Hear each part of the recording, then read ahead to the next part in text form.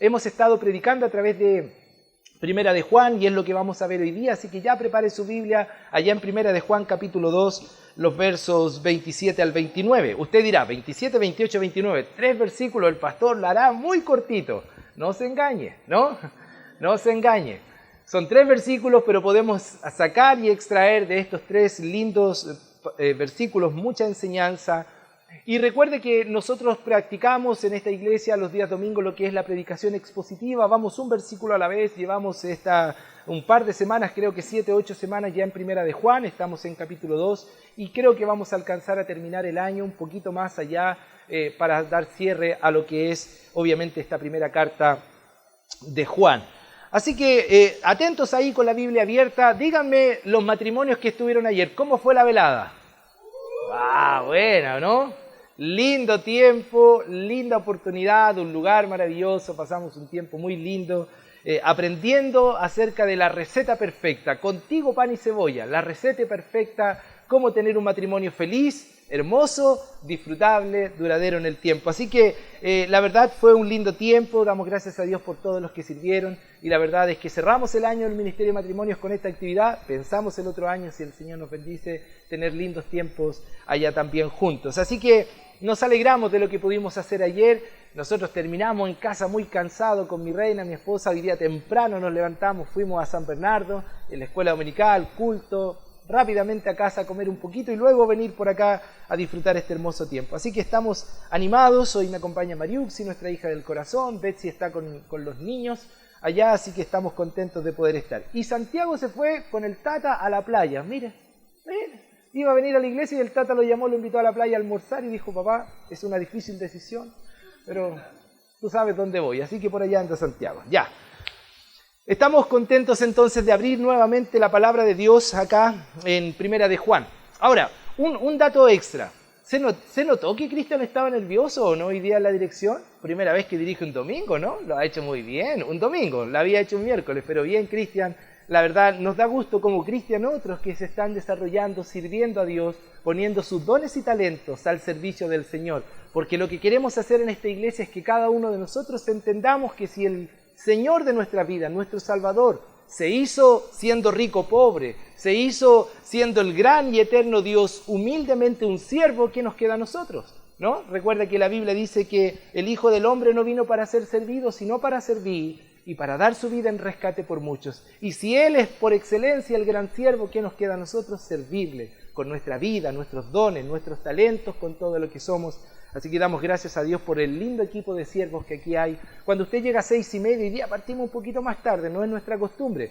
Pero aquí hay un equipo de personas que llega a 5:30 de la tarde a armar todo, para que todo lo que hagamos sea perfecto para Dios y para el servicio de los santos en su iglesia. Así que, bueno, ya nada más de cháchara, no me tome el tiempo, ahora sí puede considerar el tiempo de la enseñanza. Entonces, estamos desarrollando esta serie que se llama Genuinos en Cristo. Porque es muy fácil decir que somos de Cristo, que somos creyentes de labios, decir que somos cristianos de muchos años, pero no evidenciarlo necesariamente con nuestra vida. Lo que el apóstol Juan va a hacer en esta primera carta es tratar de dejar en evidencia quiénes verdaderamente son genuinos en Cristo, verdaderos hijos de Dios. Porque decir es fácil, vivir es tremendamente difícil. Creo que estamos de acuerdo. No es fácil vivir la fe, porque decir creerle a Dios en días de bonanza es bueno, pero en los días difíciles es cuando realmente la fe es puesta a prueba. Y en esos días es cuando mostramos realmente quiénes somos. Es fácil decir a Dios, sí, obedeceré tu palabra en aquellas cosas que nos es fácil obedecer, pero en aquellas cosas difíciles. La obediencia es una muestra de nuestra verdadera conversión, así como también el amor. Es fácil amar, dice la Biblia, a quienes están a nuestro alrededor. Lo difícil es amar al enemigo, a los que quizás no son dentro de nuestros parámetros las mejores o más amadas personas. Pero la muestra del amor también es otra evidencia, así como también nuestro celo y deseo de conocer la verdad y de destacar la mentira y el engaño que tanto tiempo ha hecho daño a la iglesia del Señor. Entonces, hoy continuaremos con la serie de Genuinos en Cristo allá en Primera de Juan. Permítanme decir una frase al comenzar. Dice, no importa lo que creas con tal que seas sincero. ¿Ha escuchado alguna vez esa frase? No importa si lo que crees es verdad o no, pero si es sincero, si lo sientes, está bien. Pregunta, ¿Eso es realmente correcto hablando de la verdadera fe? Es peligroso, ¿no? Porque suena bien, suena lindo, no importa lo que creas con tal que seas sincero. Pero uno podría creer en cosas tan malas como las que vemos hoy día, que por ejemplo la poligamia, de la manera en que algunas sectas la practican, o el abuso de menores, o sacrificar personas, es algo bueno, con tal que sea sincero. No necesariamente esta frase es una frase que podemos acuñar para nosotros. Y es ahí en donde Juan, al ver esta triste realidad que vivía la iglesia de aquel entonces, cercano al año 100, entonces, es que él se ve motivado por el Señor, guiado por el Espíritu Santo, a mostrar justamente que lo que estaban escuchando algunos de ellos eran mentiras, y que no todo lo que escuchaban era cierto y guiaba sus vidas a dar gloria al Señor. Por tanto, notamos que es importante saber qué es verdad para identificar una mentira. ¿Cuántos de ustedes, así como yo, hemos recibido alguna vez un billete falso y no nos dimos cuenta? Me ha pasado, ¿no? Y es más, uno va a ciertos negocios y tienen pegado en la vitrina falso, ¿cierto? Porque lo recibieron, no se dieron cuenta y ahora les sirve como muestra. La única manera de saber si un billete es verdadero, o la mejor manera de saber que un billete es verdadero o falso, es compararlo con uno que saquemos del banco. El banco es la entidad que entrega documentos, o en este caso, billetes verdaderos. Yo saco del banco un billete y puedo, si tengo sospecha de uno, compararlo y decir, es muy parecido, parece igual, pero no es igual. Entonces es muy importante saber qué es verdad para poder identificar una mentira. Y para Dios es importante que su pueblo, sus hijos, conozcan la verdad. Porque la verdad torcida o falsificada, que parece muy buena y que suena bien porque se habla, por ejemplo, de Dios y de su Hijo y del Espíritu Santo, pero que no está fundada en las Escrituras necesariamente, es una aberración para Dios, es un dolor para Él saber que su palabra es tergiversada y es torcida. Alguien dijo una vez, no hay nada más ofensivo para Dios que la distorsión de su palabra, que se tuerza, que se cambie. Él dijo, ni una tilde ni una coma debiera ser movida. Falsificar los hechos acerca de Dios y de lo que dijo, promocionando incluso las mentiras de Satanás como si fueran la verdad de Dios, es la forma más vil de hipocresía. Y usted ha escuchado, ¿no? ¿Cuántos lugares se levantan con títulos pueblo de Dios, asamblea de los milagros y la carpa de milagro, y detrás de todo eso está Dios y su nombre? Pero realmente son representantes de Dios, realmente están diciendo la verdad, realmente lo que dicen sus labios condice con lo que Dios ha dicho en su palabra. Torcer la verdad de Dios, falsificar los hechos de Dios es una aberración. Y eso en el tiempo de Juan era muy común y tristemente hasta el día de hoy no se ha detenido, sigue siendo igual. Hace algunos años, 2018, tuve el privilegio de viajar a Ecuador, y en Ecuador, a diferencia de Chile, hay serpientes venenosas. Hay en algunos lugares esta serpiente que se llama la serpiente coral. Y tuve la oportunidad de ver una en un río, en una roca reposada, y me dijeron, pastor, no se acerca. Y él decía, por favor, déjenme tomarle una foto, porque eso en Chile no se ve. Aquí no hay, acá en Chile no hay de eso. Me acerqué, tomé una foto y todos preocupados. Pero después un hermano allá me dijo, pastor, pero ¿sabe qué? Lo estábamos asustando porque esa serpiente no era la verdadera. La serpiente verdadera coral es posible identificarla si uno conoce la realidad de aquella que es cierta. Hay una serpiente coral que no es verdadera y depende del orden de los colores es si es verdadera o no. Lo interesante es que uno en el momento del miedo no está pensando cuál es la verdadera, ¿no? Uno va a correr. Bueno, aquí está la verdadera, ¿cierto? Esta es, que es como esta que está acá, y aquí está la falsa. Entonces, de alguna manera, ¿quién puede saber algo como eso? Bueno, alguien que se ha capacitado, alguien que es de la zona, que es un lugareño, alguien que ya se ha tenido la experiencia de ver una verdadera y compararla con una falsa. Ahora, puede ser que no me dé cuenta y una de estas me muerda y ojalá sea la falsa, ¿no? Y no pase nada. ¿Pero qué pasa si es la verdadera? Bueno, en el caso de la serpiente coral puede ser mortífera. Esta serpiente en general se alimenta de lagartos, ranas, serpientes más pequeñas. Esto no es un programa de fauna ni nada. Pero la verdad es que esta es de la familia de la cobra y de la mamba negra, es decir, es una de las serpientes más venenosas que hay. Y cuando nacen pueden medir entre 18 centímetros, pueden llegar a medir casi 1 metro algunas, las más grandes, pero desde que son pequeñas es mortífera al ser humano, aún muy pequeña. Y pueden verse hasta linda porque uno ve los colores y dice, wow, es linda, pero es mortal. Es ahí en donde Juan, con el corazón pastoral, con ese corazón tierno a sus hijos, él está dispuesto a proteger a su rebaño, a sus hermanos, de estas falsas enseñanzas que en muchos sentidos pueden ser mortal, pero no mortal solo físicamente, sino espiritualmente. Y esto significa una vida eterna separada de Dios y son engañados con las mentiras mismas del diablo. Por eso los pastores tienen que trabajar duro en instruir y a capacitar a las iglesias y aún corregir a los deficientes. De ahí es que vemos, por ejemplo, muchas veces al apóstol Pablo diciendo: Timoteo, estudia, lee, ocúpate de la doctrina. Y lo que aprendiste de mí encarga a eso también a hombres fieles que sean idóneos para que enseñen a otros. Mira, Timoteo, si hay algo en lo que debes ocuparte es en la palabra, en la doctrina.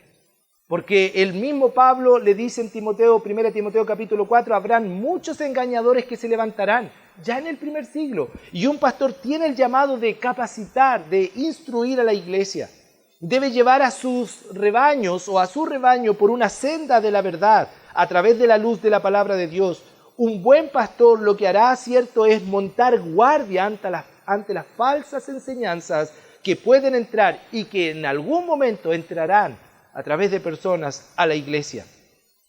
La cobardía no es una consideración para un pastor, debe ser valiente, debe estar comprometido de cuidar la grey que es de Dios hasta que aparezca el príncipe de los pastores.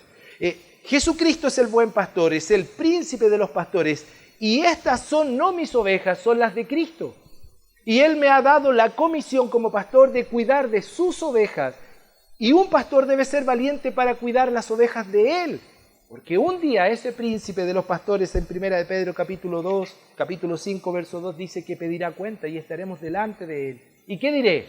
Bueno, la verdad nunca tomé en serio la advertencia. No, debemos cuidarnos. Los verdaderos pastores siempre están celosos de poder guardar la verdad, de demostrar las falsas enseñanzas.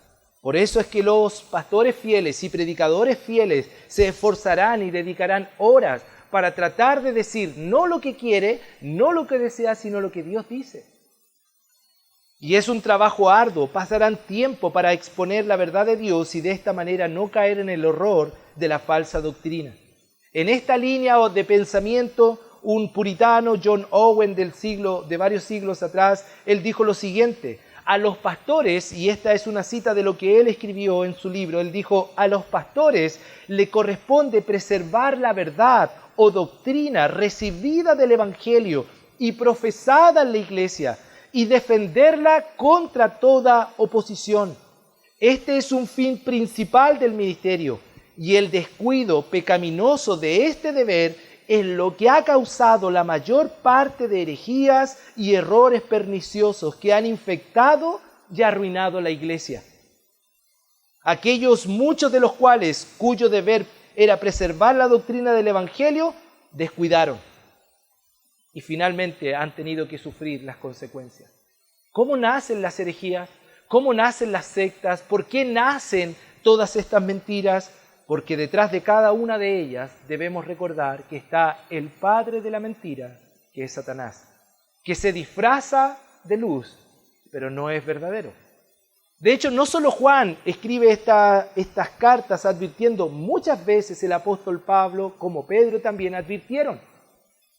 De hecho, cito para ustedes 2 Corintios 11, 13 y 14, porque estos, hablando de aquellos que habían identificado en la iglesia de Corinto y en aquel contexto, son falsos apóstoles, obreros fraudulentos, que se disfrazan como apóstoles de Cristo. No te dice, y no es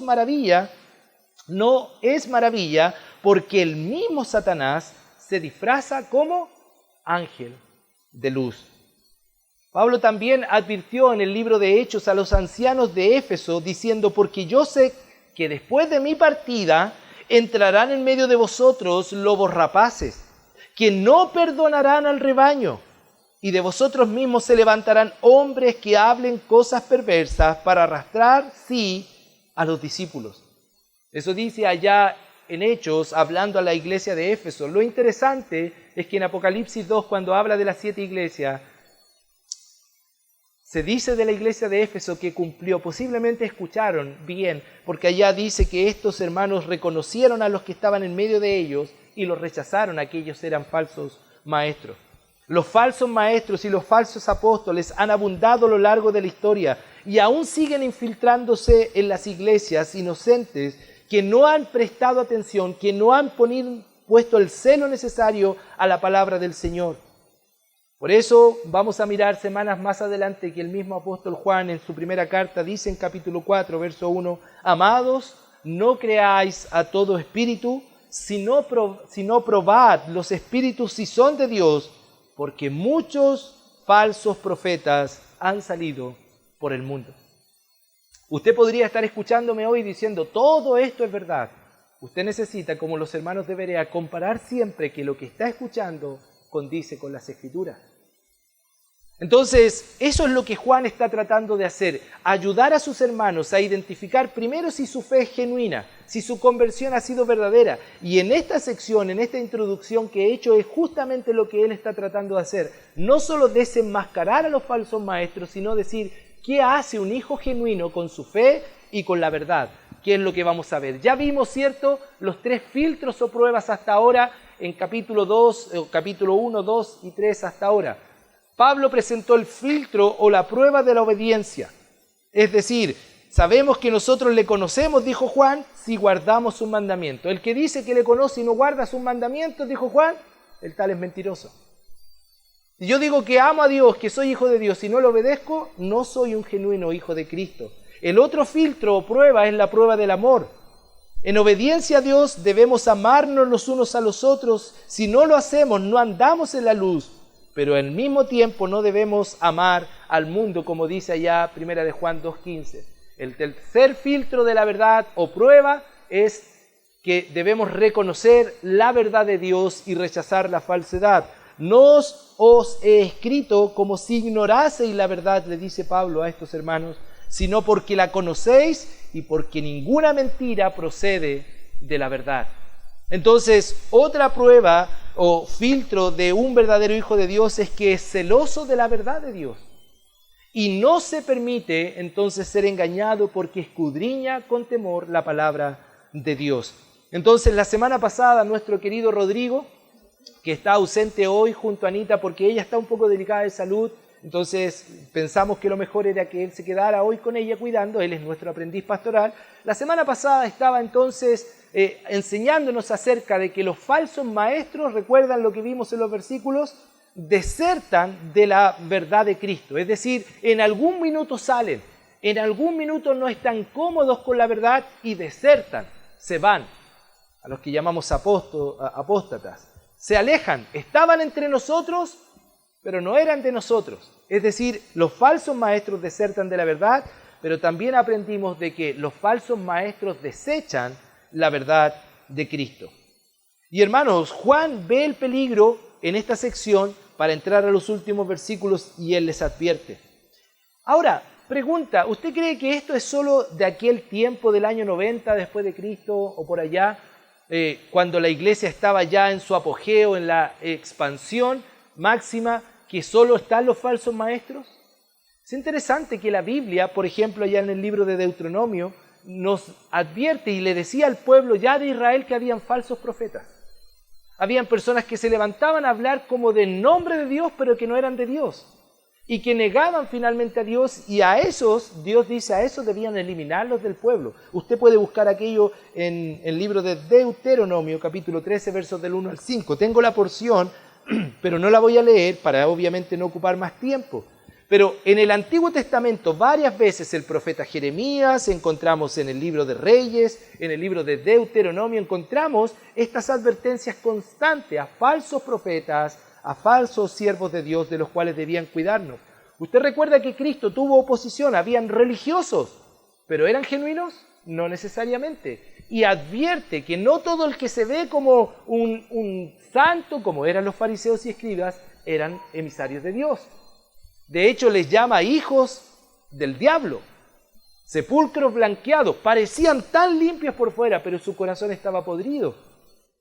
¿Y qué decir del tiempo de la iglesia? Segunda de Corintios, segunda de Timoteo, Gálatas, Judas, primera y segunda de Pedro, habla de estos falsos maestros y esta historia no ha cambiado. Hay suficiente evidencia para decir que este es un tema muy importante.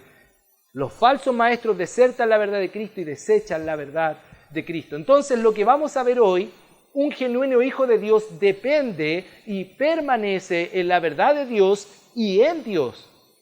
Y en Dios, que es lo que vamos a notar ahora. Entonces, vamos al texto. ¿Cuánto me demoré en la introducción? 15 minutos. Vamos.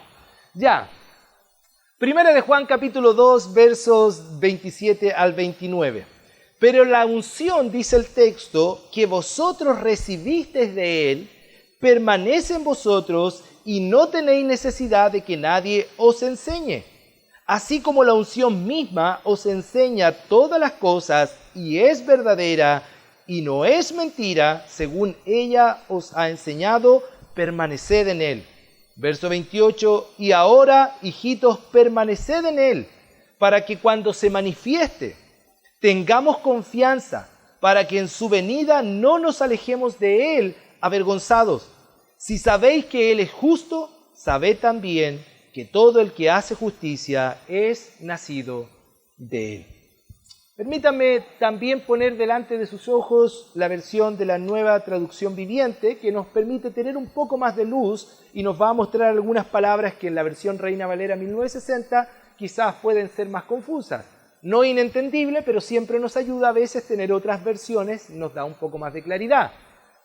Entonces dice, la Nueva Traducción Viviente dice, pero ustedes han recibido al Espíritu Santo. Nota que el otro dice unción, entonces aquí lo clarifica, al Espíritu Santo. Y Él vive dentro de cada uno de ustedes.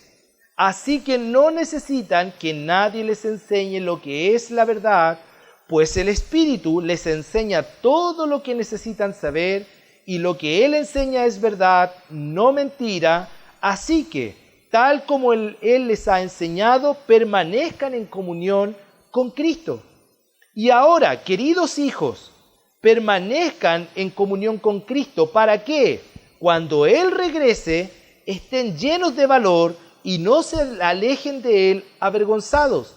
Ya que sabemos que Cristo es justo, también sabemos que todo lo que hace, lo que es justo, son de Dios. Entonces, un asunto importante a destacar y a resaltar que es esta unción, que más abajo en la otra versión nos dice que es el Espíritu Santo. Entonces permítanme explicar que la unción, cuando leemos eso, esto nos recuerda la práctica antiguo testamentaria, ¿cierto?, del derramamiento de aceite. Es decir, se escogía a alguien, Dios escogía a alguien y en reconocimiento público se le hacía lo que era la unción con aceite sobre su cabeza para apartarlo a un servicio especial. Por ejemplo, un sacerdote era ungido. Si era puesto como sacerdote, entonces se le aplicaba una porción de aceite que era dedicado al Señor y se ungía a aquel persona en aquel oficio. Y así sucedía lo mismo con un rey. ¿Recuerdan cuando se ungió a Saúl? Lo mismo a David. Entonces, o con un profeta, como dice ya en Primera de Reyes, capítulo 19:6. Un creyente neotestamentario, es decir, en aquel tiempo en que Juan escribe, él tiene en mente aquello, pero no es igual que lo que sucedía antes. Ahora él se está refiriendo que esa unción es la venida, la llegada o morada del Espíritu Santo en la vida del creyente. Entonces, esto es sucedido una vez que hemos depositado nuestra fe en Cristo, hemos sido ungidos, hemos tenido la unción del Espíritu Santo una vez y para siempre. No es que tiene que ir y venir la unción. ¿Ha escuchado de sectas que dice recibe la unción y en cada reunión le dan el Espíritu Santo? El Espíritu Santo no va y viene, es una vez, sucede en el momento de la conversión. Nosotros somos depositarios de aquella gran bendición que somos entonces morada del Espíritu Santo. Hemos visto que los falsos maestros no solo niegan al Padre, al Hijo, sino que también niegan al Espíritu Santo.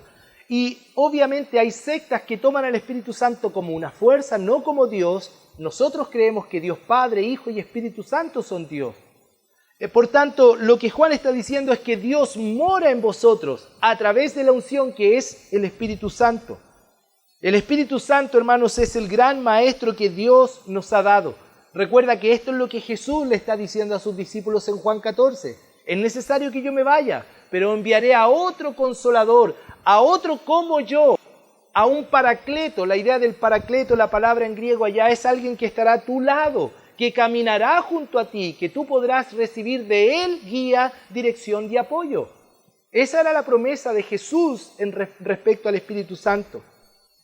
Pero ciertos falsos cristianos estaban queriendo decir, no es necesaria la obra del Espíritu Santo, yo seré tu maestro, yo te enseñaré. Y era común en aquella cultura que los filósofos, los pensadores tenían sus propios discípulos, los discípulos de Aristóteles y de otros pensadores, y ellos seguían a sus maestros y ellos decían que eso era blanco, aunque era negro, le creían, porque eran sus maestros. Lo que Juan está diciendo, ustedes no necesitan esos maestros, ahora tenemos la unción del Espíritu Santo. Entonces, eso es lo que vamos a mirar acá, habiendo aclarado lo de la unción. El genuino Hijo de Dios tiene al Espíritu Santo, tiene la unción en su interior, ¿ya? Y ahí está. Pero la unción que vosotros recibisteis de Él permanece en vosotros. Si usted mira un poquito atrás en Primera de Juan, verso 20, había ya dicho esta verdad, versículo 20 en capítulo 2. Pero vosotros, ¿qué dijo allí? Tenéis que la unción del Señor y conocéis todas las cosas. Verso 21. No os he escrito como si ignoraseis la verdad, sino porque la conocéis y porque ninguna mentira procede de la verdad. ¿Es parecido, no? Lo que dice acá. Pero la unción que vosotros recibiste de Él permanece en vosotros y no tenéis necesidad que nadie os enseñe, así como la unción misma os enseña todas las cosas y es verdadera y no es mentira, según ella os ha enseñado, permaneced en Él. Es necesario explicar la diferencia entre el Antiguo y el Nuevo Testamento en cuanto a la relación con el Espíritu Santo. En el Antiguo Testamento o la dispensación pasada, la morada del Espíritu Santo era temporal y selectiva. ¿Qué significa este término? Bueno, que el Espíritu Santo no estaba en todo hombre o mujer que tenía fe en Dios. Era temporal y selectiva para algunos y en algunos momentos. Ahí por lo menos 1 Samuel 10:10 dice, y el Espíritu del Señor viene o vino sobre Saúl. Es decir, era parte del pueblo de Israel, era uno de sus hijos, por supuesto, pero significa que el Espíritu Santo no moraba en él, vino sobre él. Entonces, en Juan capítulo 14, 16 y 17, que pronto lo vamos a mirar, Jesús mencionó que el Espíritu Santo tendrá un nuevo ministerio distinto y diferente al Antiguo Testamento. Vamos a notar que hay dos proposiciones en estos versículos que hacen diferente el aspecto del Antiguo Testamento como del Nuevo Testamento. Él dice, morará con vosotros y estará en vosotros. Ese con vosotros, con ustedes y en vosotros, junto a ustedes, dentro de ustedes. A diferencia de lo que vemos en el Antiguo Testamento. La morada en el Antiguo Testamento, como dije, era selectiva y temporal. No moraba en todos los creyentes, sino en algunos, y su morada fue limitada en cuanto a su duración. Algunos más pasajes, por ejemplo, mencionan que estaba en, mientras que en otro dice que vino sobre ciertas personas. En ambos términos, en, sobre o vino sobre, se destaca esta idea de que la morada era temporal y no constante. Los pasajes dicen, por ejemplo, que el Espíritu de Dios estaba en José, en Génesis 41, 38, o en Josué, como dice Números 27, 18, y en Daniel, estaba en Daniel, como dice Daniel 4, 8, 5, 11, y así otros pasajes. Por ejemplo, los pasajes declaran que el Espíritu vino sobre, como estamos viendo allá, sobre Saúl, o sobre Otoniel, sobre Gedeón, sobre Sansón. ¿Recuerda la historia de Sansón? Que el Espíritu del Señor en la última etapa de su vida vino sobre él y tuvo esta fuerza para botar los pilares y mató más hombres que toda su vida. Pero el Espíritu Santo lo había abandonado y vino sobre él. El Espíritu del Señor vino sobre Saúl, como leemos allá, pero también se apartó de él, ¿recuerda? Después que él obedeció parcialmente, así como vino sobre él, dice el texto allá que se apartó de él en 1 Samuel 16, 14. Entonces, David tenía el Espíritu del Señor, ¿recuerda usted? Pero recuerda que después del pecado con Betsabé, ¿cuál era su oración en el Salmo 51? Renueva el Espíritu, porque no alejes tu Santo Espíritu de mí. Porque a diferencia de hoy, el Espíritu Santo en el Antiguo Testamento tenía una morada temporal y selectiva. No así en el Nuevo Testamento. Y el Señor Jesús en Juan 14 estaba destacando justamente esta idea. Y yo rogaré al Padre y os dará otro Consolador para que esté con vosotros. Mire lo que dice, ¿cuándo? Para siempre. El Espíritu de verdad, lo mismo que Juan está diciendo allá, al cual el mundo no puede recibir porque no le ve ni le conoce, pero vosotros le conocéis porque mora con vosotros y estará en vosotros. Ahí están estas dos preposiciones, haciendo la clara diferencia. Esta es la promesa de la llegada del Espíritu Santo y de una nueva relación con Él.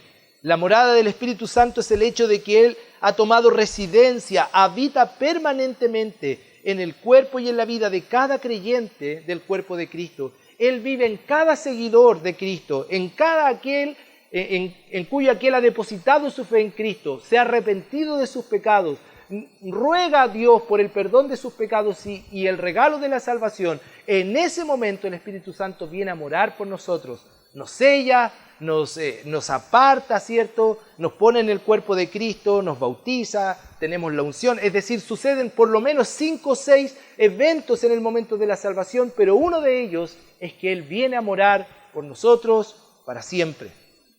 El Espíritu Santo, hermanos, es un regalo de Dios para cada uno de nosotros. Algunos dicen, no, hay algo que me dice que no haga tal o cual cosa. En el caso nuestro sabemos que el que nos conduce a la santidad es Él, porque Él es santo.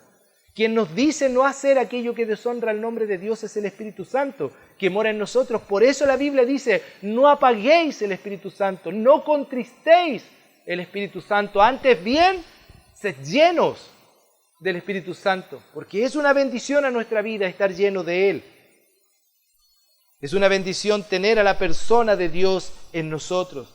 El creyente no necesita más si el Espíritu Santo viene a vivir con él y mora con él y le controla su vida, como dice Efesios 5:18.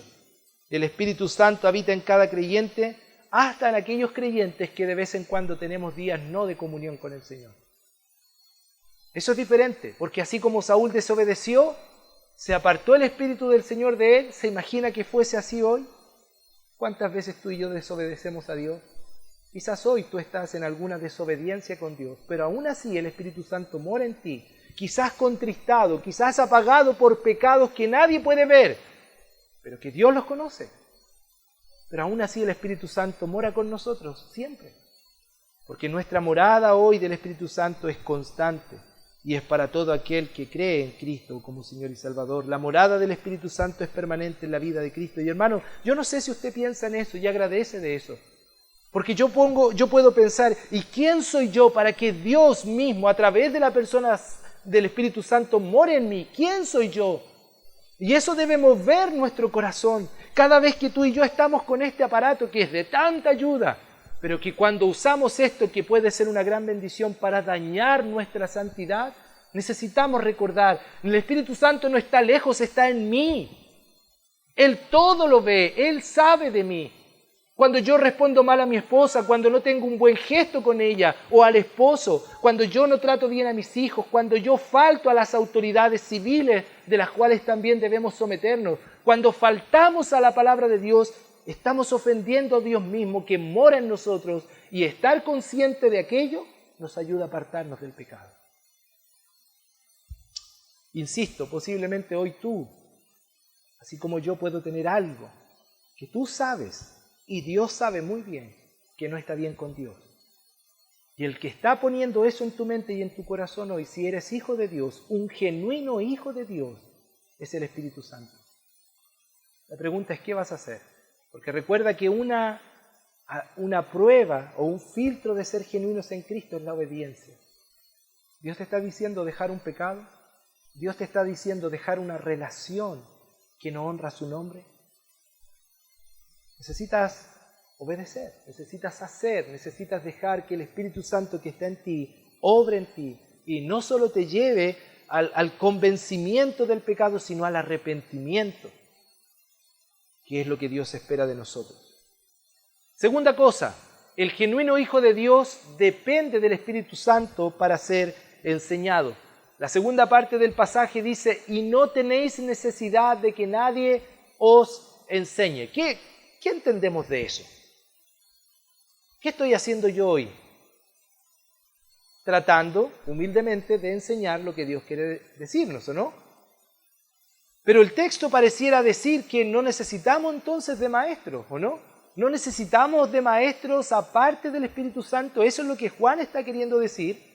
Bueno, recuerde que este texto está en un contexto. Y este contexto es que estos falsos maestros se querían levantar diciendo, nosotros vamos a enseñar, nosotros tenemos la verdad, que no era tan verdad, que era mentira, que eran engañadores, eran falsos maestros. Y no tienen necesidad de estos maestros, no tienen necesidad de que nadie les enseñe porque el Espíritu Santo es el gran y único maestro. Esa es la idea. Es decir, este texto no niega la actividad de los maestros humanos en la iglesia. Porque ¿qué dice Efesios capítulo 4? ¿O no? Que fue él mismo, Cristo, el que constituyó, ¿recuerda lo que dice el texto? Efesios capítulo 4, que son los regalos de Dios a la iglesia, estos dones de Dios. Dice, y él mismo constituyó a unos apóstoles, a otros profetas, a otros evangelistas, a otros pastores y, bueno, sería una contradicción, ¿o no? Decir que no necesitamos personas que nos enseñen. No, no es una contradicción. Lo que está diciendo que no necesitamos maestros, estos que se creen ser representantes de Dios y no lo son. No necesitamos de estos maestros fraudulentos, falsos. Es suficiente el Espíritu Santo, pero también estos hombres que Dios ha apartado en dependencia del Espíritu Santo, que como decía anteriormente, con temor se preparan, no para decir lo que quieren, sino lo que Dios quiere decir en su palabra, a estos son los que Dios dice que ha regalado a la iglesia. Sino que quiere decir que bajo la guía del Espíritu Santo se debe probar la enseñanza de los hombres, investigando uno mismo la Biblia. ¿Y qué pone en ejemplo allá? ¿Se acuerdan Hechos capítulo 17, verso 11? ¿Quiénes eran esos? ¿Se acuerdan los hermanos de qué? De Berea, que eran más nobles que los que estaban, ¿dónde? En Tesalónica. Buenos hermanos los de Tesalónica. Pero estos de Berea eran más nobles que eso, dice, porque cuando escuchaban la Biblia, la palabra, la enseñanza, comparaban para ver si eran ciertas. Es decir, hombres que nos enseñan, debemos nosotros, atentos a esta verdad, saber que el Espíritu Santo nos confiará, ¿cierto?, el poder saber si lo que ellos están diciendo es verdad o no. El Espíritu nos guía a la verdad y nos ayuda a reconocer el error. Esta unción de Dios, dice el texto, no es mentira porque es Espíritu de verdad, como dice en 1 de Juan capítulo 5, verso 6. Eso dice allá, si usted mira capítulo 5, verso 6, dice, este es Jesucristo que vino mediante agua y sangre, no mediante agua solamente, sino mediante agua y sangre, y el Espíritu, dice allá, el Espíritu es el que da testimonio, porque el Espíritu es la verdad. Este Espíritu que es verdad nos guiará a toda la verdad. Cuando yo tenía 17 años me enamoré de mi reina, mi único y gran amor de la vida, nos enamoramos, estábamos en una iglesia donde no había mucha enseñanza, casi nula enseñanza bíblica, muchas historias, muchas lindas cosas que animaban el corazón, pero no había contenido bíblico, no había enseñanza. Estoy hablando hace ya más de 25, casi 30 años, en un movimiento carismático, esta idea de la unción, de la risa santa, y cosas que empezaron a afectar. Nos casamos con mi esposa, pero justo en el año en que nos casamos es cuando esto entró más fuerte. Y yo, hermano, lo digo con vergüenza, en aquel entonces, llevando aún 3 años de creyente, era un ignorante de las Escrituras. Pero cuando yo veía cosas como esta, hermano, créanme, no quiero sonar místico, pero había algo que me decía, esto no es. No era una voz audible, sino que era algo en mi corazón que me decía, esto no es de Dios, mi Dios no es un Dios de desorden, mi Dios no es un Dios de confusión, y yo estaba pensando, esto no es de Dios. Personas cayendo al suelo practicando la risa santa. ¿Qué era eso? Y había algo en mí, y un día en una reunión miré a mi esposa, muy joven en aquel entonces, sigue siendo muy joven y hermosa, pero la miré y ella estaba con una lágrima, yo estaba angustiado y dije, amor, vamos a salir. Hablamos con respeto con el pastor porque hemos sido siempre respetuosos de los procesos y decidimos llegar a una iglesia donde la primera vez que nos sentamos en esa iglesia, el Tabernáculo San Miguel, nos sentamos atrás y escuchamos una predicación y yo estaba diciendo, wow, ese hombre de qué planeta es. Y lo único que él estaba haciendo era abrir la Biblia y enseñarnos la Biblia. Mi punto es, ¿qué me llevó a pensar o a sentir aquello? ¿Fui yo? Fui muy perspicaz, yo fui muy intuitivo. Fue el Espíritu Santo en mí, diciéndome que eso no era de Dios. Otra vez, no quiero sonar místico, no fue una voz que vino del cielo, se abrió una nube, no. Algo en el corazón, algo que mueve nuestro corazón a decir esto no es de Dios. Quizás tú llegaste a este lugar y dijiste ya, esto es de Dios, lo siento. Y posiblemente otros no lo sé. Pero será el Espíritu Santo el que nos enseñará la verdad. ¿Por qué algunos creyentes se descarrían o se apartan de la verdad siguiendo enseñanzas falsas? Porque no permanecen en el Espíritu, porque no están en dependencia del Espíritu, no están diciendo, Señor, muéstranos si este es el lugar, muéstranos si esto es la verdad, enséñanos tu verdad, porque el Espíritu Santo es quien nos enseñará todas las cosas, porque no solo es santo, sino es el Espíritu de verdad y nos guiará a toda verdad. Es lo que Juan dice en su Evangelio que el Señor Jesucristo citó. El Evangelio del Señor, allá en Juan nos dice que Él nos guiará a toda verdad. Los falsos maestros, hermanos, no permanecen en la verdad. No permanecen en la verdad del Señor. No permanecen en ella. No les importa la verdad. Les importa su propio vientre. No le importan las ovejas. Le importa sacar de ellas la lana. Estos falsos maestros están lucrando de ellos, aprovechándose del rebaño de Dios, con palabras fingidas, con palabras adornadas. Pero su mensaje no está centrado más que en el hombre y en ellos mismos, y lejos está del Señor. La verdad es que nosotros debemos permanecer. La idea de permanecer ahí significa quedarse en la comunión, y comunión es la idea que habla de estar unidos, juntos, y esto va a ser algo que vamos a ver en los capítulos 3 al 5, la idea de esa comunión, de permanecer en comunión con el Señor y con el cuerpo de Cristo. Cuando dice acá el Espíritu nos enseña todas las cosas, es que Él es suficiente para todo lo que necesitamos. Y si bien Dios nos regala personas que se preparan, así como he tenido el privilegio de prepararme esta semana, y sepan ustedes que exponer 40, 45 minutos, que espero lograr la meta, o sea, toma mucho tiempo, hermanos, leer, investigar, indagar. No es algo simple. Y debemos dar gracias a Dios que el Espíritu Santo ha puesto en la iglesia, que Cristo ha regalado a la iglesia, no solo pastores, sino también maestros que puedan enseñarnos la palabra de Dios. Y el Espíritu Santo les guiará para que esta iglesia sea edificada con la verdad de Dios, con la palabra de Dios. Toda palabra que sale de la boca de Dios, dijo el Señor Jesucristo, ¿no? Allá en Mateo 4 en la tentación. Escrito está, toda palabra del Señor es la que necesitamos. Entonces, un verdadero creyente, un genuino hijo de Dios, también depende del Espíritu Santo para ser enseñado. Y ya para ir cerrando, el genuino hijo de Dios permanece en una plena comunión con Cristo.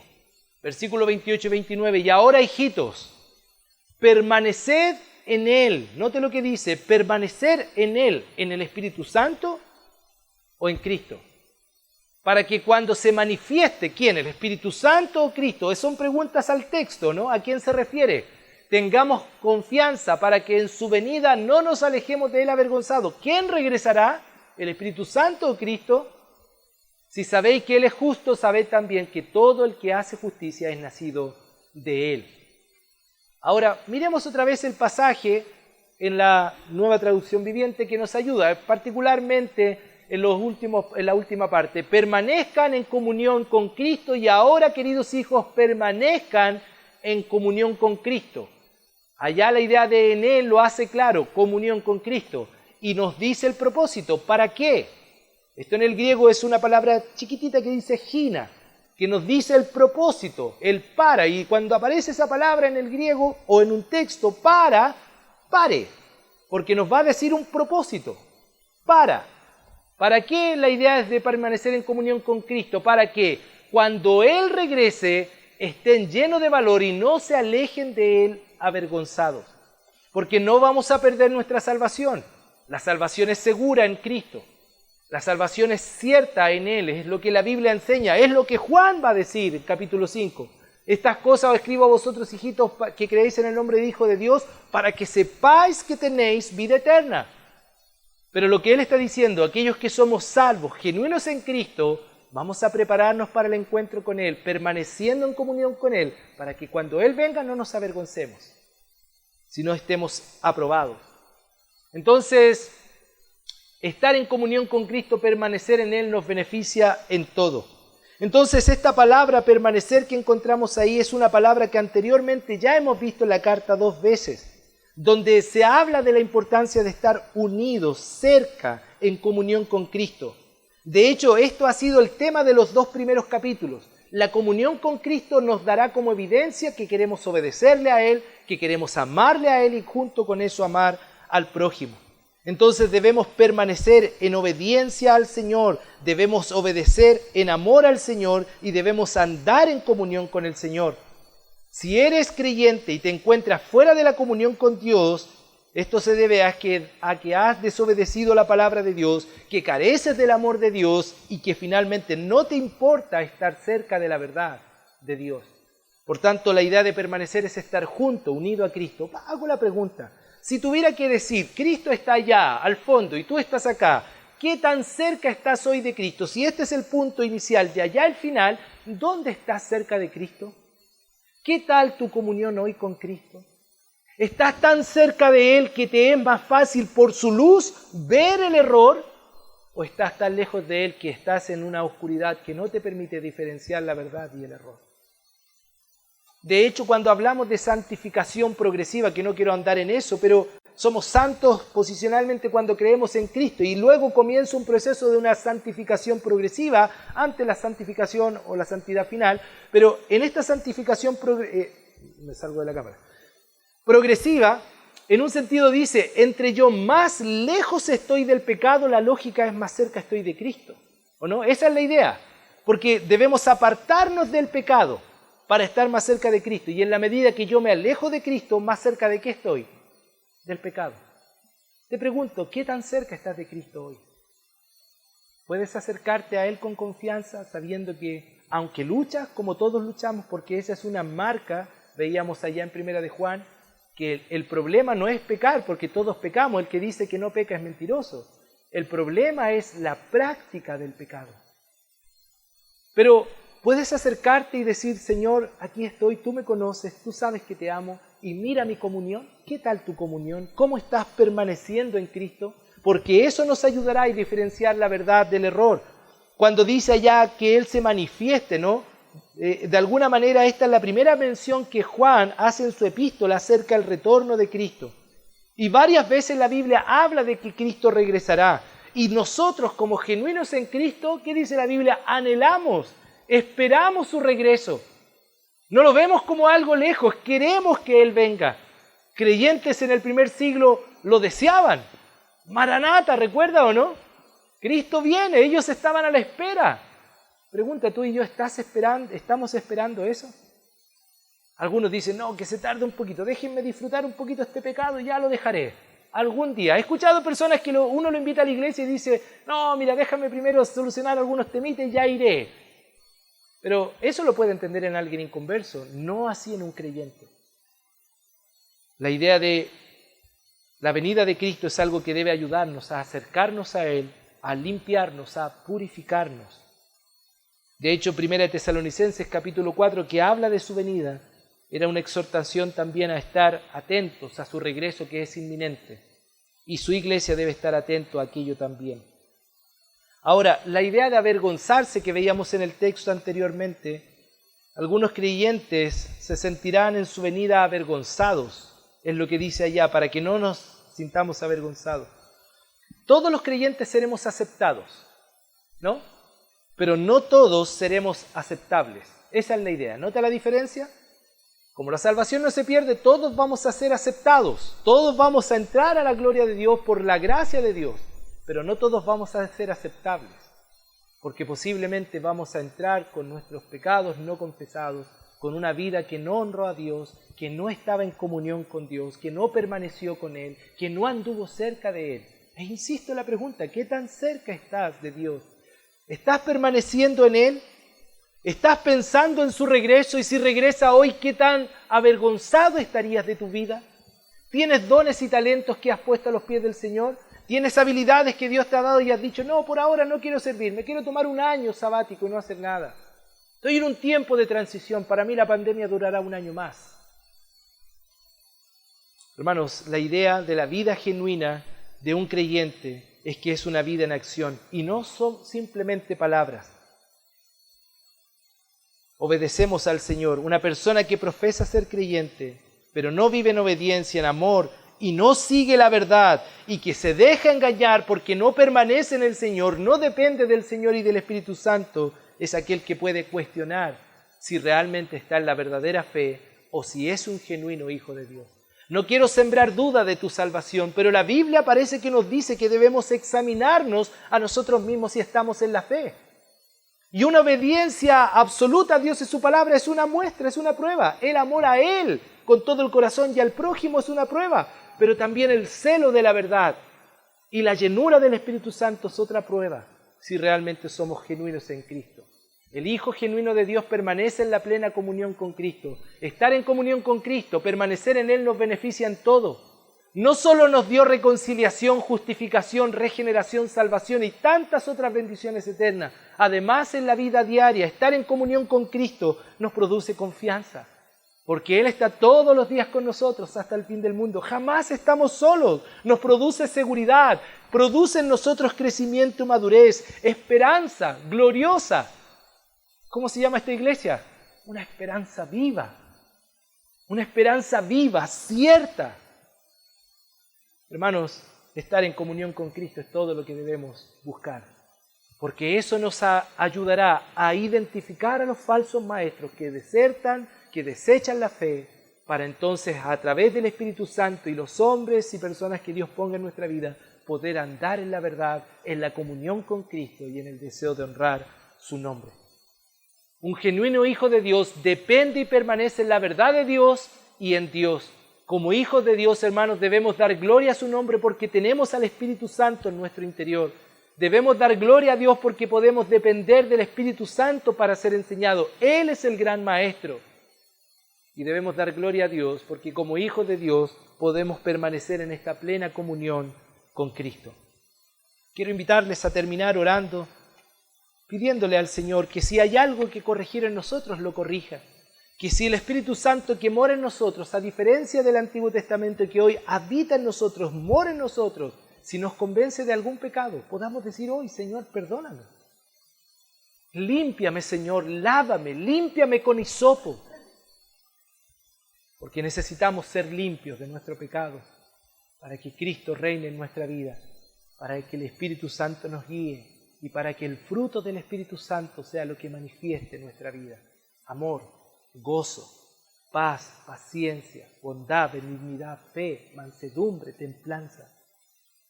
¿Qué hay en tu corazón hoy?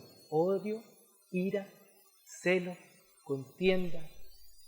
Eso no es de Dios, eso es de la carne. Si algo de eso hay que ir a Dios. La Biblia dice, si confesamos nuestros pecados, Él es fiel y justo para perdonar nuestros pecados y limpiarnos de toda maldad. Oremos al Señor. Querido Dios, gracias por esta epístola, gracias por estos minutos que hemos dedicado a la exhortación de tu palabra, a la enseñanza de ella. Gracias por el Espíritu Santo que mora en nosotros, que eres tú en nosotros, Señor. Gracias porque Él es suficiente para todo lo que necesitamos aprender de ti. Él nos guía a la verdad. Él es el Espíritu de verdad. Él nos ayudará a discernir la verdad de la mentira, lo verdadero de lo falso. Y necesitamos un lugar donde también tu palabra sea expuesta con temor y nos muestre la luz que tú eres para identificar la oscuridad y lo falso que este mundo a través de Satanás quiere presentar adelante de nuestros ojos. Señor, si hoy a través de esta predicación tú has puesto convencimiento en nuestro corazón de que hay áreas y pecados en nuestra vida que no hemos confesado a ti, Señor, ayúdanos a obedecer a ti, por amor a ti, correr a la verdad, Señor, a la comunión contigo, Señor, con un verdadero y genuino arrepentimiento. Los verdaderos hijos de Dios, al ser confrontados de nuestro pecado, somos quebrantados para arrepentirnos, Señor. Quebranta nuestros corazones. Ayúdanos, Señor, a no ser religiosos, sino hijos verdaderos tuyos, Señor. Ayúdanos, Dios, a andar en la verdad. Ayúdanos, Señor, a depender de ti en cada cosa que hacemos, en cada área de nuestra vida. En Cristo Jesús oramos. Amén.